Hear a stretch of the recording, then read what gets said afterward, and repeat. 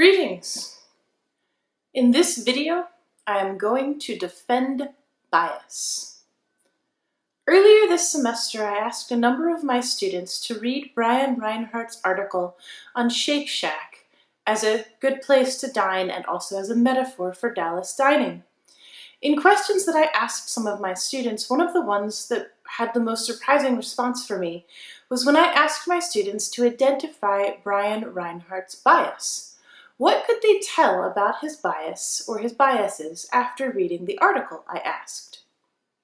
I was startled by the responses because a number of my students said, Brian Reinhardt doesn't have any bias. He presents a very fair and balanced review of the restaurant. While it's true that Brian Reinhardt does try very hard to accurately represent a number of things that he experienced on his trip to Shake Shack, it is inaccurate to say that Brian Reinhardt is not biased, or even to say that his review is not biased. This doesn't make it a bad review. It makes it a review that's written by a human that has been carefully edited to fit into the space of a newspaper. All of us are biased. Brian Reinhardt is biased, I am biased, and you, if you are a human being watching this video, are also biased. Bias is not wrong, but it's gotten a pretty bad rap lately. We think of unconscious bias, which is sometimes associated with racism. Sometimes people have unfair and racist biases against particular groups of people.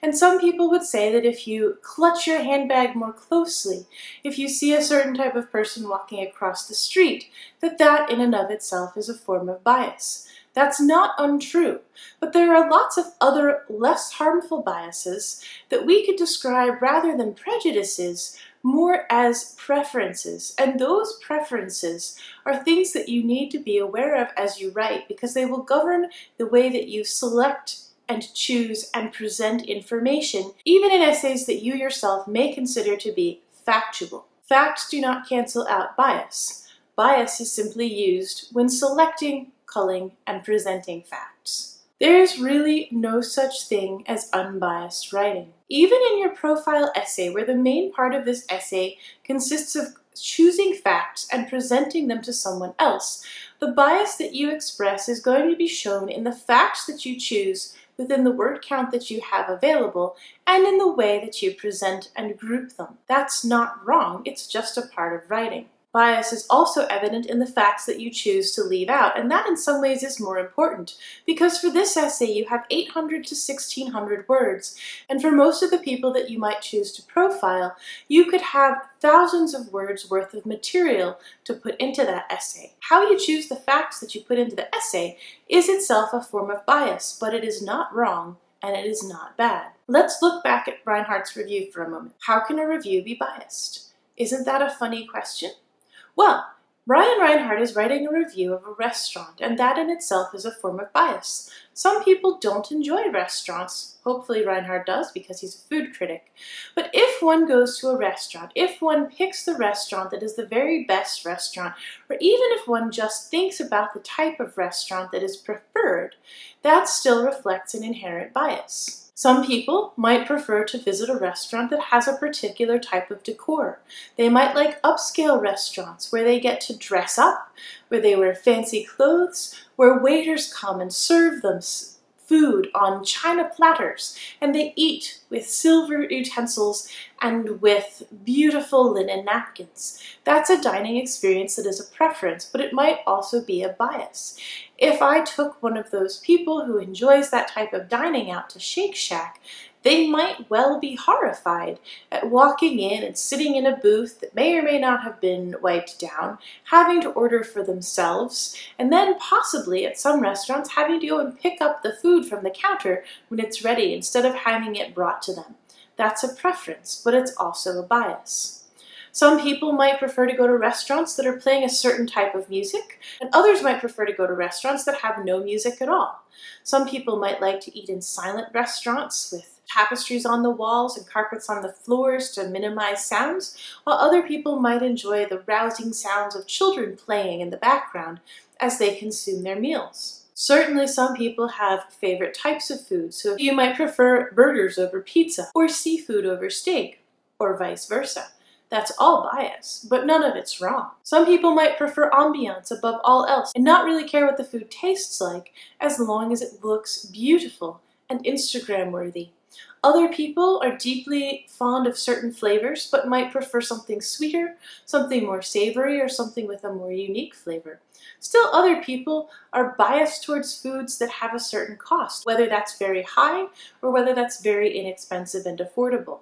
Again, none of these biases are inherently wrong, but they are all forms of bias that could affect the way that someone described a restaurant to someone else, without any of that being made clear by the author first stating their individual biases. It's important to be able to recognize the implicit bias of the people who are writing for you, because sometimes the things that they prefer and choose and recommend are not things that you yourself will prefer and choose and recommend, simply because that writer and you have different biases, different preferences. Even as I was reading some of my students' review essays this semester, I realized that there were a few places that my students recommended that I probably would not enjoy visiting, and I learned that by reading their excellent and descriptive reviews, usually full of positive bias for the places that they had visited, that they recommended to me, and then by learning this is not a place that fits my own preferences or my own biases. That doesn't make the reviews bad. Instead, it actually makes the reviews very useful to me as a reader of the review, because I can identify the writer's bias and I can see that the bias that is presented in those reviews is not a bias that I myself share. I don't want to visit those restaurants or those places not because the reviews were bad, but because they were very good indeed. They were very clear and very descriptive, and they excellently set forth all the features of the places that they describe. You and I might have different preferences for what makes a good cup of coffee. You might have watched my video on a good cup of coffee earlier, and if you and I have different coffee preferences or even different pizza preferences, you should be very careful when reading a review that I write of a coffee shop or a pizzeria. My bias is going to inform the way that I positively or negatively recommend a certain place. And if you know that you have different biases than I do, you might choose to visit one of the places that I don't recommend because you know that you would enjoy it more than I did. In the profile essay, the very act of choosing a person from the list of subjects that I've provided on Moodle is itself a form of bias. I've given you the occupations of the individuals. So if you find athletes more interesting than photographers, or novelists more interesting than musicians, that in and of itself is a form of bias. And it isn't, again, necessarily wrong. You might prefer, for instance, to write a review of someone from your same gender. Or you might be looking for someone who's a particular color. I've tried to have a pretty diverse range of people from different backgrounds as far as possible within Louisiana. And so if you're particularly drawn to a particular type of person, that might be because you find stories about athletes or musicians or artists or novelists particularly compelling. That in and of itself is a form of personal bias. And again, it's not wrong. You might want to read stories about men or women over the other gender, or about certain types of men or women. Again, not wrong, just bias. But one thing it's important to do as we consider bias is to think that the texts that we choose and the people that we choose to write about, much as they are a sign of bias that isn't necessarily bad, also reflect a larger cultural bias. Each time you pick up a newspaper, or more realistically, if you scan a piece of news that's come across your social media feed or another site, the news articles and reports that you are seeing are a product of some form of bias.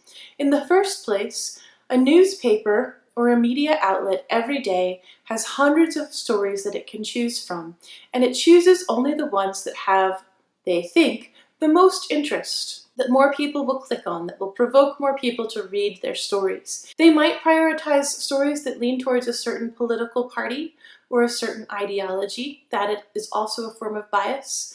And also the way that they present those stories could reflect that same bias. In some cases, again, this isn't wrong. But one thing that's important as we start writing is to think about how the bias that we have culturally and how the bias that we've been trained to have by the media that we've read and by the media that our friends share might cause us to prioritize certain stories over other stories. When you're choosing the subject of your profile essay, What qualities on that list? Date ranges, people who are more recent as opposed to people who were older, particular occupations, particular genders when they're evident, even particular races when those are clear from the names or when you're familiar with one of the other names. What features have made those characters, those individuals, more important to you or more interesting to study? And as you think about this on a broader level, think about writing as a way by which people express stories that need to be told. Some people's stories are told again and again and again, and unfortunately, this project, because it's research-based, is a little bit unfairly biased towards people whose stories have already been told fairly thoroughly across a variety of different media. As you move forward with your writing, as you begin to write in other fields and in other genres and for other essays, I'd like you to think about the implicit biases that might be shaping your own access to information. What is limited or left out? What story needs to be told? Instead of trying to find writing and ideas that have no bias, instead work to identify and to acknowledge bias and to use your awareness of bias to identify missing or underrepresented elements of culture and writing, and to focus on those elements that need to be elevated above all else. For this essay, as you write it, you're going to be inundated with facts, and the facts that you choose to highlight are also going to show your bias. If you're writing a story of an athlete who also has a vibrant activist agenda, which of those two will you emphasize most? What is most valuable? What story needs to be told?